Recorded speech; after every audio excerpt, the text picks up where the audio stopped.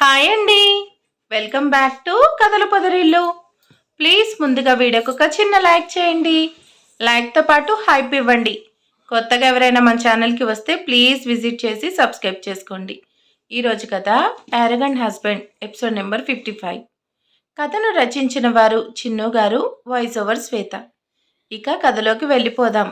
ఈరోజు కోర్టుకు వెళ్ళారు జానకి, హర్షిత్.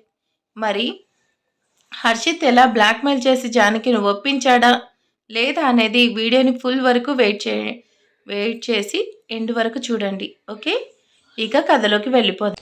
ఫస్ట్ టార్గెట్ నువ్వే కాబట్టి ఇన్ని రోజులు నీ చెల్లి జోలికి వెళ్ళలేదు.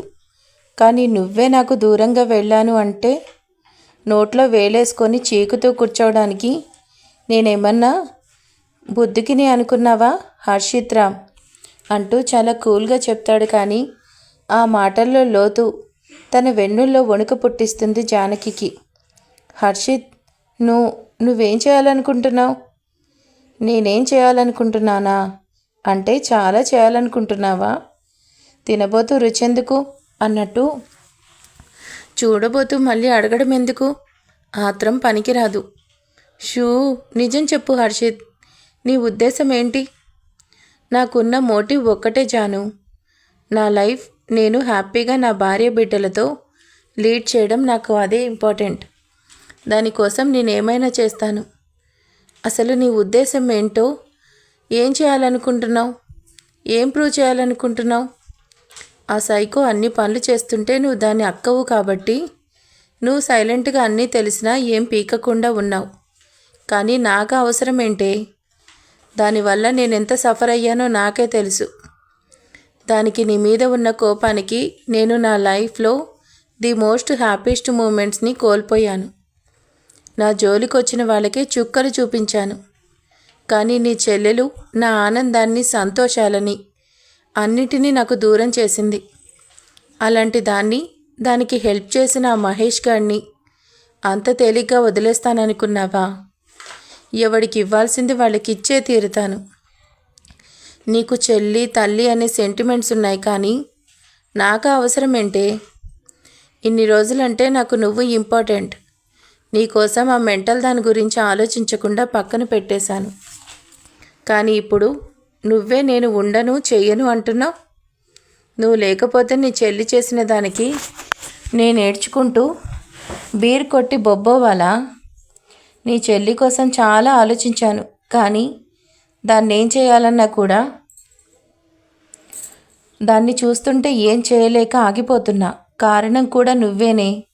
అది అచ్చ నీలాగే ఉండడం వల్లే దాన్ని ఏం చేయాలన్నా కూడా నాకు చేతులు రావడం లేదు. కానీ దానికి రూపం మాత్రమే నీది, మనసు మాత్రం కాదే. నువ్వు రేపు కోర్టులో నేను వద్దు అనేసి చెప్పావే అనుకో, నేను మన మధ్య జరిగిన ఈచ్ అండ్ ఎవ్రీథింగ్ బయట పెట్టేస్తాను. నువ్వు అనుకోవచ్చు, దానివల్ల ఏమవుతుంది? మహా అయితే నీకు చెల్లుందని బయటపడుతుంది, అంతే కదా అనుకుంటున్నావు, అంతేనా? కానీ నీకున్నది చెల్లి కాదు, అమ్మడు, సైకో తల్లి. చిన్నప్పుడే సొంత నానమ్మని హత్య చేసిన బంగారు తల్లి. ఆ నిజాన్ని దాచిపెట్టి అసలు తను ఉంది అనే నిజాన్ని ఎవరికీ ఏంటి, బయట ప్రపంచానికి కూడా తెలియకుండా నమ్మిస్తూ వస్తున్నారు. అలా చేయడం మాత్రమే తప్పు కాదు, ఆ తప్పును దాచడం కూడా నేరమే. అది మీరు ఒక సైకో బంగారాన్ని దాచిపెట్టారు. ఇదే నిజాన్ని నేను రేపు కోర్టులో చెప్తే అప్పుడేంటి? నువ్వు చెప్పిన మాటలు నమ్ముతారా? నీకు డివోర్స్ శాంక్షన్ చేస్తారా? And most important thing Janu, అలా చేసిన దాన్ని దాచిపెట్టి మీరంతా కూడా తప్పు చేశారంటే ఇప్పుడు మీరు కూడా చట్టం దృష్టిలో నేరస్తులే కదా. అంటే లిటిల్ బాధ్యత కూడా తల్లిగా నీకుండదు జాను, తండ్రిగా నాకే అప్పగిస్తారు. డివోర్స్ క్యాన్సిల్ అయిపోతాయి. నీవి నా దగ్గరే ఉండాలని కోర్ట్ జడ్జిమెంట్ బోనస్గా నీ చెల్లి బొక్కలో ఉంటుంది. అలా చూసినా నాకు కావాల్సింది నాకు దక్కుతుంది. నిన్ను బ్రతిమాలి ఒప్పించుకోవడం నా ప్లాన్ ఏ. కానీ నువ్వు ఒప్పుకోవడం లేదు అంటే నేను నా ప్లాన్ బి ఇంప్లిమెంట్ చేయాలి కదా. నాకు అసలే సెంటిమెంట్ పాళ్ళు చాలా తక్కువ. నా హ్యాపీనెస్ దూరం చేసుకొని నేనెందుకు బాధపడాలి? అందుకే ఇదంతా. వాట్ జాను, అలా బిగుసుకుపోయావు? ఏమన్నా మాట్లాడే. ఇప్పటి వరకు మాట్లాడుతూనే ఉన్నావు కదా, మాట్లాడు జాను అంటూ హర్ష బిగుసుకుపోయిన జానికి మెడ చుట్టూ చేతులేసి నవ్వుతూ అడుగుతాడు. హర్షిత్, నువ్వు ఇదంతా ఎలా చేశావు? నీకెలా తెలుసు? అయినా నువ్వు ఇలా చేయకూడదు. శ్రావణికేం తెలీదు. అప్పుడు తను చిన్నపిల్ల, తెలియక చేసింది. కొట్టానంటే గులాబ్ జామ్ అవుతుంది. మనుషుల ప్రాణాలు తీసేది అది చిన్నపిల్ల. అప్పుడు తెలియక చేయటం పసితనమా జాను? అప్పుడు చిన్నపిల్ల, తెలీదు. మరి నాకు చేసిందేంటి? నీ మీద కోపంతో పడుకోవడానికి కూడా లెక్క చేయనాది చిన్నపిల్ల. మీకు బ్లడ్ రిలేషన్ ఉంది కాబట్టి అదేం చేసినా కూడా పడుండాలి. కానీ నాకేం అవసరం? నా కూతురికేం అవసరం? నీ మీద అంత కోపం ఉంది. ఆ రోజు దాన్నే అది నాశనం చేసుకుంది. రేపు నా కూతురు జోలికి రాదని గ్యారంటీ ఏంటి? మాట్లాడు జాను. అదే జరిగితే దానితో పాటు నీకు ఇద్దరికి కలిపి రేవెట్టేస్తాను. నా మాట వినిచాను. అది పిచ్చితనం, ఈ కళ్ళతో చూశాను. దాని మాటల్లో నీ మీద కోపం ఏ రేంజ్లో ఉందో, అంటే అనుకున్నది చేయటం కోసం ఏం చేయడానికైనా వెనకాడేలా లేదు. అలాంటి దాన్ని నమ్మి నిన్ను, నా కూతుర్ని నేను ఒంటరిగా వదిలేసి ఉంటానా? అలాంటి వాళ్ళు ఉండాల్సింది ఇంట్లో కాదు, మెంటల్ హాస్పిటల్లో. కానీ అది కూడా దాటిపోయింది. ఫైనల్గా నేను చెప్పొచ్చేది ఏంటి అంటే, రేపు నువ్వు ఒప్పుకున్నా ఒప్పుకోకపోయినా నువ్వు నాతో నా ఇంటికి రాక తప్పదు జాను. బెటర్ నువ్వు ఒప్పుకోకపోవడమే మంచిది. నాకు అదే కావాలి. అప్పుడే కదా నీ సైకో చెల్లి గురించి నేను బయట పెట్టేది. లేకపోతే నాకు ఆప్షన్ ఉండదు కదా. ఎలాగైనా రేపు నువ్వు నా ఇంట్లో ఉండాల్సిందే. హర్షిత్, నువ్వు చెప్తే కోర్టు నమ్మేస్తుందా? నువ్వేం చేసినా కూడా అది చెల్లుతుంది అనుకుంటున్నావా? హాహా, నిజమే జాను. నువ్వు చెప్పే వరకు నాకు ఆలోచన రాలేదే. నిజమే కదా. సాక్ష్యం లేకుండా కోర్టు నమ్మదు కదా. అంటే ఇప్పుడు కోర్టుకి సాక్ష్యం కావాలి. అంటే నా దగ్గర సాక్ష్యం ఉండాలి. కానీ ఎలా అబ్బా? నా దగ్గర సాక్ష్యం లేదు జాను. నేనేం చేయాలి? రేపు కోర్టులో నేనేం చెప్పినా చెల్లదు కదా. నేను క్యాన్సిల్ చేసేస్తారు. నీకు డివోర్స్ ఇచ్చేస్తారు. శ్రావణి గురించి బయటకు రాదు. అంతేనా జాను అంటూ సడన్గా నవ్వటం మొదలు పెడతాడు. జానకి కొంచెం ధైర్యంగా ఉన్నది కూడా హర్షి మళ్ళీ నవ్వడం చూసి ఫేస్ మార్చేస్తుంది. అయ్యో పిచ్చి జాను, కోర్టుకి ఎవిడెన్స్ కావాలి అని కూడా తెలియని పిచ్చోడు అనుకున్నావా నీ మొగుడు? ఇప్పుడు నీకు ఎవిడెన్స్ కావాలి అంతే కదా. ఒక్క నిమిషం అంటూ నవ్వుతూనే ఫోన్ తీసుకొని కాల్ చేస్తాడు. హలో విశాల్, ఏంటి నేను చెప్పింది ఏం చేశావు? సార్, మొత్తం మీరు చెప్పినట్టు చేశాను అంటూ ఉండగానే హర్ష తన ఫోన్ జానకి వైపు తిప్పుతాడు. జాను, ఈ ఊరు మీదే కదా, కరెక్ట్గానే వెళ్ళాడు కదా. ఇంకా ఈ డాక్టర్ గుర్తున్నాడా? నువ్వప్పుడు చిన్నపిల్లవు కదా, గుర్తుండడులే. నేను చెప్తాను. మీరు ఒకరు కాదు ఇద్దరు అనేసి తెలిసిన ఊరు అదే కదా. ఆ డాక్టర్ నీ చెల్లికి ట్రీట్ చేసినవాడు. తనతో మీ నాన్నగారి జరిగిన విషయం చెప్పాడు. అతని సాక్ష్యం చాలనుకుంటా. ఓకే విశాల్, నేను మళ్ళీ కాల్ చేస్తాను అంటూ కట్ చేసి నవ్వుతూ, జాను ఇది మాత్రమే అనుకోకు. నా దగ్గర అంతకు మించిన సాక్ష్యం, తిరుగులేని ఆయుధం ఉంది. అది చాలు నేను చెప్పింది నిజమని నమ్మడానికి, నేను చెప్పినట్టు జరగడానికి. అమ్మో హర్షబాబు, అంత పెద్ద సాక్ష్యం నీ దగ్గర ఏముంది? జాను, బాగా ఆలోచించుకో. నాకేదైనా ప్రాబ్లం లేదు. కానీ రేపు నువ్వు అత్తారింటికి రావడానికి రెడీగా ఉండు. నేను నిన్నేం ఫోర్స్ చేయడం లేదుగా. జాను, నీకు నువ్వుగానే మన ఇంటికి రావాలి. అంత చేసి నేనేం చేయడం లేదుగా అంటున్నాడు. వామ్మో హర్షబాబు, నీతో అంత ఈజీ కాదు. నీకు కావలసిన దానికోసం ఏమైనా చేసేలా ఉన్నావు. ఈ నైట్ అంతా ఆలోచించి రేపు కోర్టులో నీ డిసిషన్ చెప్పు. నేను నా అరేంజ్మెంట్స్లో రెడీగా ఉంటాను అంటూ జానకి రెండు బుగ్గలు పట్టుకొని లాగుతూ బయటికి వెళ్ళిపోతాడు. హర్ష చెప్పిన దానికి మైండ్ అంతా తిరుగుతూ ఉంటే అక్కడే కింద కూర్చుంటుంది. హర్షకి ఇన్ని నిజాలు ఎలా తెలిసాయి? రేపు నిజంగా హర్ష చెప్పినట్టు చేస్తే ఇప్పటి వరకు మేమెవరికీ తెలియకుండా దాచిన నిజాలు బయటపడడమే కాకుండా శ్రావణికి జైలుకి తీసుకెళ్తారు. హర్ష చెప్పింది చెప్పినట్టు జరుగుతుంది. హర్ష ఏంటి ఇలా తయారయ్యారు? ఇంత ఎప్పుడు చేశారు? ఎలా తెలుసుకున్నారు? అయ్యో పిచ్చి జానకి, ఇంత తక్కువ అంచనా ఎలా వేశావమ్మా? ఆ రోజంటే ఆ కోపం నిజం చూడనివ్వకుండా ఇన్నేళ్ళు ఆపేసింది. కానీ ఒక్కసారి నిజం తెలిసిన తర్వాత హర్షబాబుని ఆపగలుగుతావా? అది నీకు సాధ్యమేనా చెప్పు? దెబ్బకు నిజం చూసిన తర్వాత నిజాలను తవ్వడం మొదలుపెట్టి అన్నీ తెలుసుకున్నాడు. ఇప్పుడు నువ్వేం చేయాలనుకున్నా కూడా రిమోట్ మాత్రం హర్ష చేతుల్లోనే ఉంది. మరేం చేస్తావో? ఇప్పుడు హర్ష చెప్పినట్టు జరిగితే తర్వాత జరిగేదేంటి? కిడ్నాప్ చేశాడని ఉల్లాస్కి తారాకి చుక్కలు చూపించి పెళ్లి చేశాడు. అసలు ఇదంతా జరగడానికి కారణం శ్రావణి. తనని మాత్రం తేలిగ్గా వదులుతాడా? శ్రావణి జోలికి వెళ్తే అది మాత్రం ఊరుకుంటుందా? ఇద్దరు ఎక్కడ తగ్గరు. మధ్యలో నేనేం చెయ్యాలి? చిన్నా, ఇంతసేపు ఏం చేసి వస్తున్నావురా?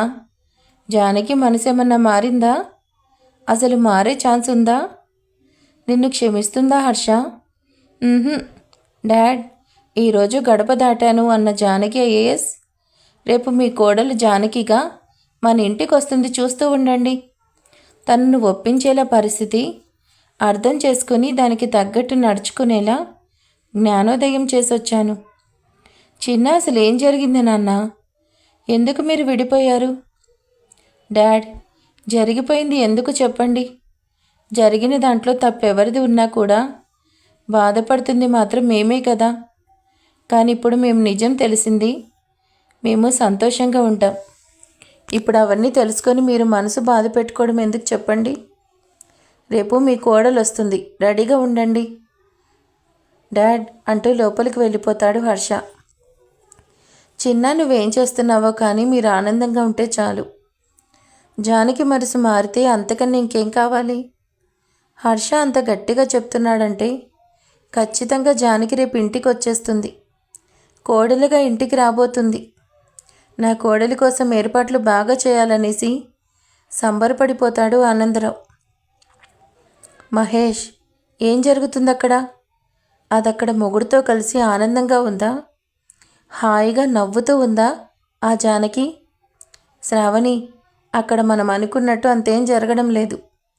జానకి అంతా తారుమారు చేసింది.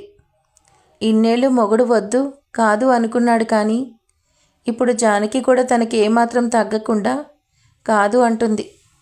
మనం ఆ హర్ష మెళ్ళో తాళి కట్టగానే వచ్చేసాం, కానీ తర్వాత చాలా జరిగింది. ఆ జానకి నాకు నువ్వు వద్దు అంటూ వెళ్ళిపోయింది.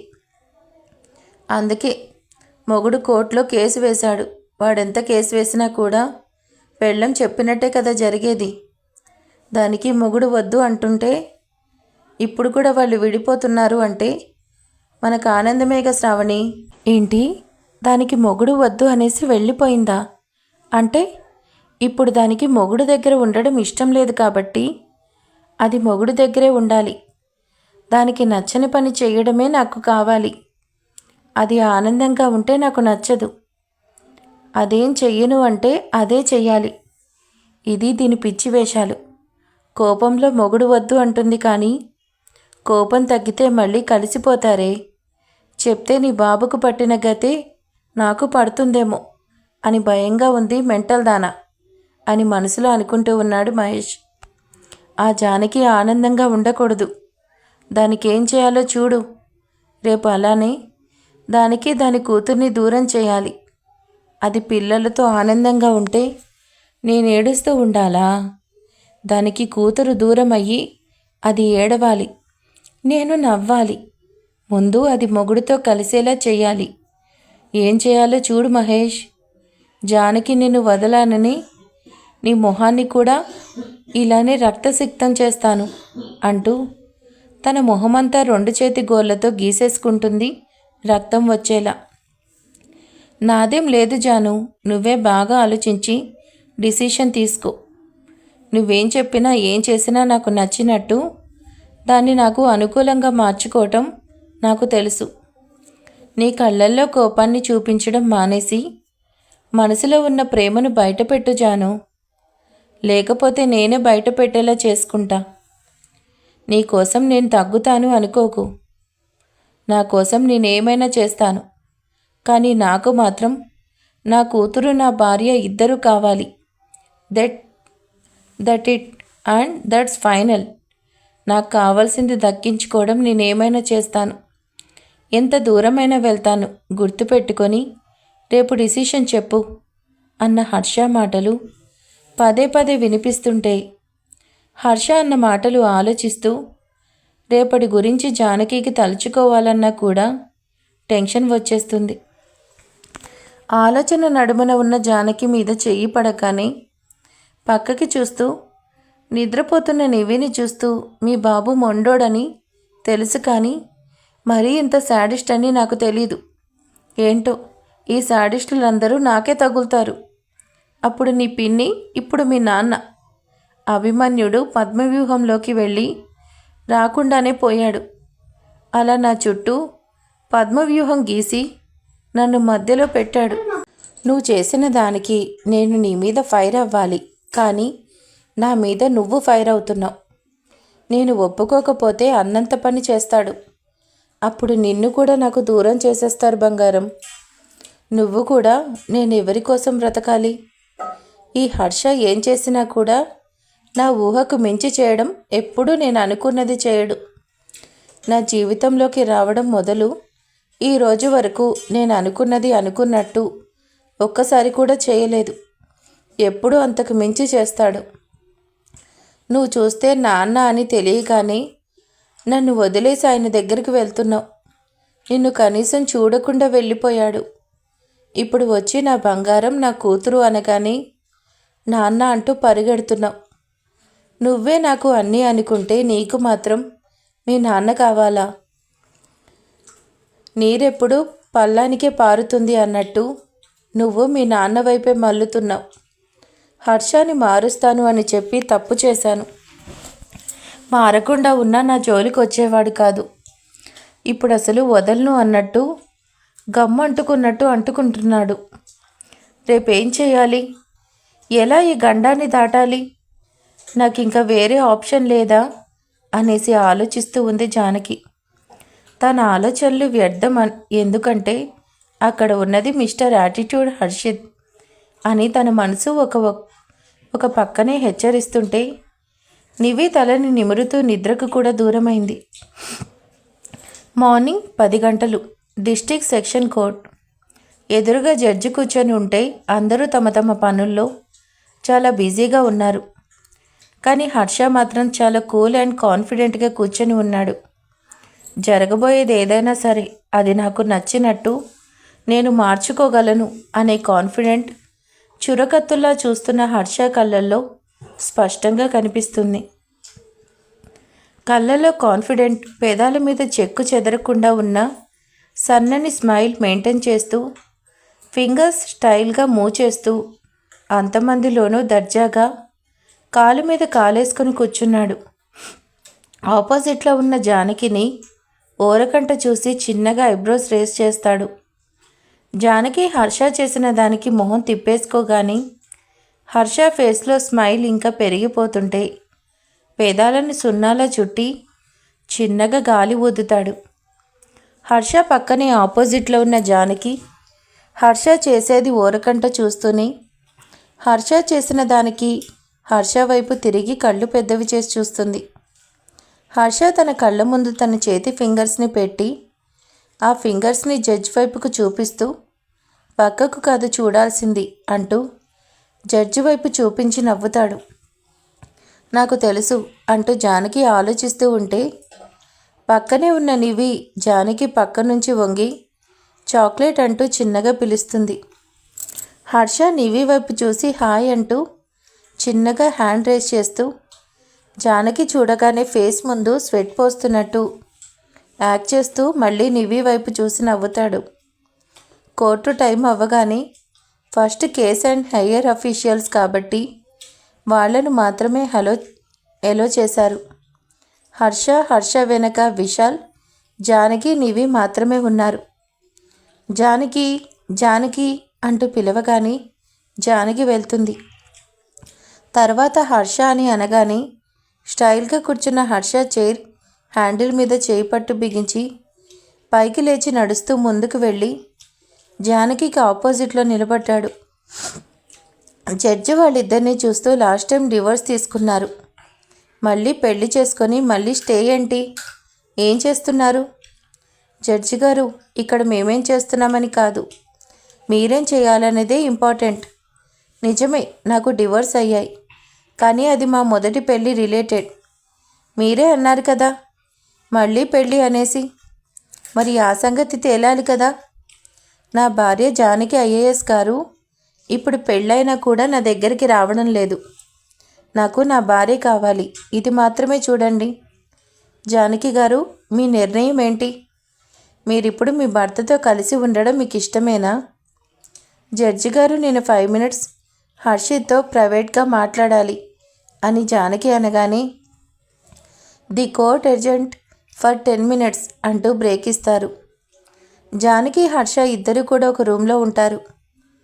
ఆ రూమ్లో హర్ష, జానకి ఇద్దరే వచ్చి 2 minutes అయిపోయింది, కానీ జానకి ఒక్క మాట కూడా మాట్లాడకపోతుంటే చిర్రెత్తుకొచ్చిన హర్ష, మనం వచ్చి 2 minutes క్రాస్ అయిపోయింది, అయినా నాతో ఏం మాట్లాడాలి? ఏం మాట్లాడాలో అంతా నిన్నే మాట్లాడావు కదా, ఇంకా నువ్వు చెప్పేది నేను వినేదేముంది? ఓకే, త్వరగా చెప్పు జాను, నీ డిసిషన్ ఏంటి అనేది. మనసు మార్చుకున్నావా జాను? హర్షిత్ అంటే నువ్వింకా మారలేదు, నీ డిసిషన్ మార్చుకోలేదనేగా. అదే మరి ఉంటే హర్ష గారు పిలిచేదానివి, అలా పిలవలేదంటే నువ్వింకా మారలేదు అనే క్లియర్ అవుతుంది. మరెందుకు పిలిచావు? ఇంకా మాట్లాడేది ఏం లేదు, అంతా అక్కడే జడ్జి ముందు మాట్లాడుకుందాం పద జాను అంటూ ముందుకు కదులుతున్న హర్ష చేయి పట్టుకుని ఆపుతుంది. వెళ్ళేవాడి కాస్త ఆగి, నేను కోరుకునేది ఇదే జాను, నువ్వు నా చెయ్యి ఎప్పుడు పట్టుకుంటావా అనే ఎదురు చూస్తున్నా అంటూ ఉండగానే జానకి వదిలేస్తుంటే ఆ చెయ్యి పట్టుకొని పైకి లేపి చూపిస్తూ, నువ్వు వదిలేసినా చూసావా నేనెలా పట్టుకున్నాను, ఎప్పటికీ చెయ్యి వదలను. ఒక్కసారి మన కోసం, నా గురించి పాజిటివ్గా ఆలోచించు, నా ప్రేమ కోసం ఆలోచించు. హర్షిత్ ఇప్పుడు నేను కాదు అంటే నిజంగా మా చెల్లి గురించి చెప్తావా? ఇంకా మా చెల్లి అంటూ కోపంగా ఇండెక్స్ ఫింగర్స్ 2 ముక్కు మీద పెట్టి రబ్ చేస్తూ, అదంతా చేసినా కూడా దాని మీద ప్రేమ తగ్గకుండా ఉంది, కానీ నన్ను మాత్రం దూరం పెడుతున్నావా? నీకు చెల్లి కాబట్టి నువ్వు అదేం చేసినా కూడా పడుంటున్నావు, కానీ నాకు అవసరం లేదు. నువ్వు నన్ను క్షమించి నా దగ్గరికి వచ్చినా రాకపోయినా నిన్నెలా తెచ్చుకోవాలో నాకు బాగా తెలుసు. ఆ తర్వాత నా టార్గెట్ని నీ సైకో చెల్లి, దాన్ని మాత్రం వదలను.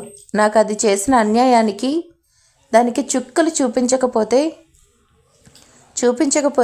ఏంటి, ఇది ఫిక్స్ చాను, దాన్ని మాత్రం వదలను. 5 ఏళ్ళు నన్ను నేనుగా లేకుండా చేసిన దాన్ని వదిలేస్తా అనుకున్నావా? నేను పడిన దానికి 10 దానికి చుక్కలు చూపిస్తాను. దెబ్బకు దాని పిచ్చన్న తగ్గాలి, లేదా అదన్నా చావాలి, రెండిట్లో ఏదొకటి ఫిక్స్ అంటున్న హర్ష సడన్గా జానకి చేసిన దానికి మాట్లాడకుండా ఆగిపోతాడు. జాను, ఏంటిది అంటూ జానకి తన తల మీద పెట్టుకున్న తన చేతిని వెనక్కి తీసుకుంటాడు. హర్షిత్, నా చెల్లి జోలికి వస్తే నేను చచ్చినంత ఒట్టు. ఏంటి, బ్లాక్మెయిల్ చేస్తున్నావా జాను? ఇలాంటి వాటితో నన్ను హోల్డ్ చేయలేవు. హర్షిత్, నువ్వు నా చెల్లి జోలికి వెళ్లకుండా ఉంటే నేను నువ్వు చెప్పినట్టే నీతో కాపురానికి రావడానికి ఒప్పుకుంటాను. నేను మీ ఇంటికి వస్తాను, కానీ నువ్వెప్పటికీ నా చెల్లి జోలికి వెళ్ళకూడదు, తననేం చేయకూడదు. నువ్వు అలా చేస్తాను అంటే నేను నీతో మీ ఇంటికి వస్తాను, లేకపోతే నువ్వేం చేసినా నేను రాను. షూ జాను, నీకేమైనా పిచ్చా? అంత చేసి నీ కాపురాన్ని నాశనం చేసింది, మనల్ని ఒకరికొకరిని కాకుండా చేసింది, దానికోసం అడుగుతున్నావా? ఇదంతా నాకు తెలీదు. మీరు చెప్పింది నేను చెయ్యాలంటే నేను చెప్పింది మీరు చెయ్యాలి. అప్పుడే మీరు చెప్పిన దానికి నేను ఒప్పుకుంటాను. జాను జాను జాను అంటూ హ్యాండ్ని కాలు మీద ట్యాప్ చేస్తూ, ఓకే జాను, నీకోసం కేవలం నువ్వు అడిగావని ఒప్పుకుంటున్నా. నువ్వు చెల్లి అనేసి ప్రేమతో చూస్తుంటే ఆ ప్రేమ నీ మీద దానికి లేదే. నీ ఇష్టం నీది, నాకు నువ్వు కావాలి. నీకోసం నువ్వు అడిగిన దానికి ఒప్పుకుంటున్నా. నాకు నువ్వు కావాలి జాను. నీకోసం నువ్వు ఒప్పుకుంటున్నావంటే ఏమైనా చేస్తాను. కానీ గుర్తుపెట్టుకో, నీ చెల్లెలు ఇప్పటి వరకు చేసిన దానికి నేనేం చేయను, మర్చిపోతాను. కానీ ఇక ముందు నా వాళ్ళ జోలికి కానీ వస్తే ఆ తర్వాత నువ్వేం చెప్పినా నాకు తెలీదు, నేను వినను. అయితే నాతో కలిసి ఉండడానికి నువ్వు ఒప్పుకున్నట్టేగా జాను అంటూ జానకి చేతులు పట్టుకొని అడుగుతాడు. జడ్జి గారు మన కోసం వెయిట్ చేస్తుంటారు, వెళ్దాం అంటూ హర్ష చేతులు విడిపించుకొని వెళ్తుంది. జాను, నువ్వు ఒప్పుకున్నావు, నాకు అదే చాలు. నేను చాలా బాధ పెట్టాను. నువ్వే ఆ బాధని మర్చిపోతాను అంటున్నావు. మరి నీకోసం నేను మర్చిపోలేనా? కానీ ఇదంతా నా కోసం అయితే ఇంకా ఆనందంగా ఉండేది. నువ్వు ఒప్పుకున్నది నా కోసం కాదు అని నాకు తెలుసులే జాను. కానీ నువ్వు ఒప్పుకున్నావు, నాతో ఉంటున్నావు, అది చాలు. నీ కోపాన్ని నేను ఎలా తగ్గించుకోవాలో నాకు తెలుసులే అని ఆనందపడతాడు. యాహూ అంటూ గాల్లో ఎగురుతూ మళ్ళీ నార్మల్గా డీసెంట్గా బయటకు వచ్చేస్తాడు. ఇప్పటి వరకు తెచ్చిపెట్టుకున్న హర్ష ఫేస్లోకి ఇప్పుడు నిజమైన ఆనందం, చిరునవ్వు వచ్చి చేరుతుంది. అందంగా నవ్వేస్తూ వెళ్ళి జానకి ఎదురుగా నిలబడతాడు. జడ్జి ఏం నిర్ణయించుకున్నారు అని అనగానే జానకి హర్షని చూస్తూ నేను మా ఆయనతో కలిసి ఉండడానికి ఒప్పుకుంటున్నా అని చెప్పేస్తుంది. జానకి నిర్ణయం వినగానే హర్ష కేసు వాపస్ తీసుకుంటా అనడం, ఇద్దరు సైన్ చేసేయడంతో అంతా పూర్తి చేసుకొని అక్కడి నుంచి బయటపడతారు. వాళ్ళ కోసం ఎదురు చూస్తున్న ప్రెస్ వాళ్ళు వాళ్ళని చుట్టే గాని హర్ష జానకి భుజం మీద చేతులేసి దగ్గరికి తీసుకుంటూ వాళ్ళ నిర్ణయాన్ని అందరికీ చెప్పి నివి చెయ్యి పట్టుకొని జానకిని తీసుకొని కారులో స్టార్ట్ అవుతాడు. అమ్మా నాన్న కలిశారు అన్న ఆనందం నివిలో స్పష్టంగా తెలుస్తుంటే నేను తప్పే చేశాను, ఒప్పే చేశాను, కానీ మొహంలో నిజమైన ఆనందాన్ని చూస్తున్న బంగారు, నేనెలా ఉన్నా నువ్వన్నా ఆనందంగా ఉన్నావు. నీకన్నా తండ్రి ప్రేమ దొరికింది, కానీ నేను ఈ మనిషితో మళ్ళీ కలిసి ఉండడం అనేది జరుగుతుందా? ఇప్పుడు తనని ఆపడానికి, నిజం బయటపడకుండా ఉండడానికి నాకు ఇంతకన్నా వేరే ఆప్షన్ లేదు. నిజం బయటపడితే అమ్మ, నాన్న, చెల్లి అందరూ సఫర్ అవుతారు. అలా కాకుండా ఉండాలంటే నేను తను చెప్పినట్టు చేయడం కన్నా వేరే ఆప్షన్ లేకుండా చేశాడు. జాను, మన ఇల్లు వచ్చేసింది, పద. లిటిల్ నా బంగారు తల్లి, ఇన్నేళ్ల తర్వాత నువ్వు నా కూతురిగా మన ఇంట్లో అడుగు పెడుతున్నావు, పద అంటూ కారు దిగుతాడు. వెనకే జానకి కూడా కారు దిగుతుంది. హర్ష జానకి పట్టుకొని, జాను, ఈరోజు నాకు చాలా ఆనందంగా ఉంది. తన కోడలి కోసం డాడ్ ఎదురు చూస్తున్నాడు, వెళ్దాం పద జాను అంటూ జానకి చేయి పట్టుకొని ముందుకు కదులుతాడు. హర్ష ఒక చేతిలో నివిని ఎత్తుకొని ఇంకో చేతితో జానకిని పట్టుకొని వెళ్తుంటే జానకి హర్ష వెనక్కి అడుగులు వేస్తుంది. కొన్నేళ్ల క్రితం పెళ్లిలో నా మెళ్ళో తాళి కట్టి ఇలానే నా చేయి పట్టుకొని మండపం నుంచి తీసుకొచ్చారు. ఆ రోజు మీ వెనకే నా ఫ్యామిలీకి దూరం అవ్వడం కోసం మీరు కట్టిన తాళికి విలువిచ్చి మీకు భారీగా వచ్చాను. కానీ ఈరోజు అక్కగా చెల్లెలి కోసం, తల్లిగా నా కూతురి కోసం వస్తున్నా, కానీ భారీగా మాత్రం రావడం లేదు. మీ భార్య స్థానంలో ఈ ఇంటి కోడలిగా మాత్రం కాదు. జాను, ఆ రోజు పెళ్లిలో బలవంతంగా తాళి కట్టిన నా వెనకే వచ్చిన నిన్ను ఏమీ లేని పేదరికంలో ఉంచిన ఆనందంగా ఉన్నావు. కానీ ఇప్పుడు మహారాణిలాగా చూసుకునే శక్తి నా దగ్గరున్నా నువ్వన్నీ మర్చిపోవడానికి, నన్ను భర్తగా యాక్సెప్ట్ చేయడానికి టైం పడుతుంది జాను అని నాకు తెలుసు. మన ప్రేమని మనసుకి గాయం చేసింది. ఆ గాయానికి మందు మన ప్రేమే జాను. ఆ ప్రేమతోనే నీ మనసు మార్చుకుంటాను. మనం మళ్ళీ ఆనందంగా ఉండేలా చేస్తాను.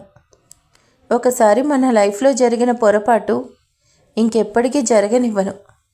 నిన్ను ఎప్పటికైనా ఈ ఇంటి కోడలుగా తీసుకురావాలనుకున్నా ఇన్నాళ్ళకి ఆ రోజు వచ్చింది జాను. ఇప్పుడు పట్టుకున్న చెయ్యి ఎప్పటికీ వదలను అనుకుంటూ నడుస్తున్నాడు. చాక్లెట్ అమ్మ వచ్చేస్తుంది, నాకు భలే ఉంది, అమ్మ నాన్న అంటూ నవ్వుతూ కేరింతలు కొడుతుంది నివి.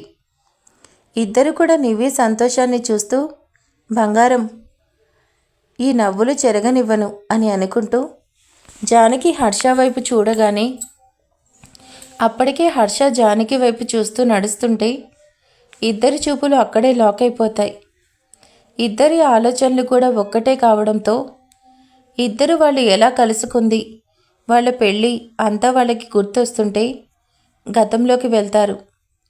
5 ఏళ్ల క్రితం జాను నా ప్రాణం, జాను నా జీవితం, జాను మెళ్ళో తాళి కడితే అది నేను మాత్రమే, అంతేకాని ఎవరైనా నా జాను జోలికొస్తే చచ్చిపోతారు అంటూ చెప్తూ తన వైపు చూస్తున్న జానకికి పెళ్లిపీటల మీద నుంచి లేపి తన నడుం చుట్టూ చేతులేసి తన కళ్ళలోకి చూస్తూ Janu I love you, Janu నాకు నువ్వంటే ప్రాణం, నా జాను మెళ్ళో తాళి కట్టేది ఈ హర్ష మాత్రమే, నీకు ఇష్టం ఉన్నా లేకున్నా కూడా నీ మెళ్ళో తాళి కట్టేది నేనే, ఈ జన్మకే కాదు ఎన్ని జన్మలైనా కూడా నువ్వే నా భార్య అండ్ నేనే నీ భర్తను, ఐ లవ్ యూ జాను, మళ్ళీ చెప్తున్నా గుర్తుపెట్టుకో, ఐ లవ్ యూ, నిన్ను మాత్రం వదలను రేయ్, ఎవరైనా సరే చెప్తున్నా అంటూ ఒక్కొక్కరి వైపు వేలు పెట్టి చూపిస్తూ జాను ఇప్పుడు నా భార్య గుర్తుపెట్టుకోండి అంటూ జానకి వాళ్ళ నాన్నను చూసి సీరియస్గా చెప్పి జానకి చేపట్టుకొని పెళ్లి మండపం నుంచి నడుస్తూ బయటకు వెళ్ళిపోయాడు. జానకి కూడా హర్ష ఇచ్చిన షాక్కి అలానే హర్ష వెనుక వచ్చేసింది. చూశారు కదా సిరీస్ని, ఎలా ఉంది, నచ్చిందా ఈరోజు ఎపిసోడ్? మీకు నచ్చిందని ఎక్స్పెక్ట్ చేస్తున్నాను. ఇక మరి ఆ తర్వాత ఏం జరగబోతుంది? ఇక శ్రావణి మీద మాత్రం హర్షిత్కి విపరీతమైన కోపం ఉంది. మరి ఏం చేయబోతాడు? శ్రావణి కూడా ఇక జానకిని వదలను అంటుంది. మరి శ్రావణి ఏం చేయబోతుంది? ఇక రాను రాని ఎపిసోడ్ ఇంకా ఇంట్రెస్టింగ్గా ఉంటుంది. మరి ఇక తర్వాత ఏం జరగబోతుందో నెక్స్ట్ పార్ట్లో తెలుసుకుందాం. Thank you for watching. Comment చేయడం మర్చిపోకండి. వీడియోకి లైక్ చేయండి. Thank you.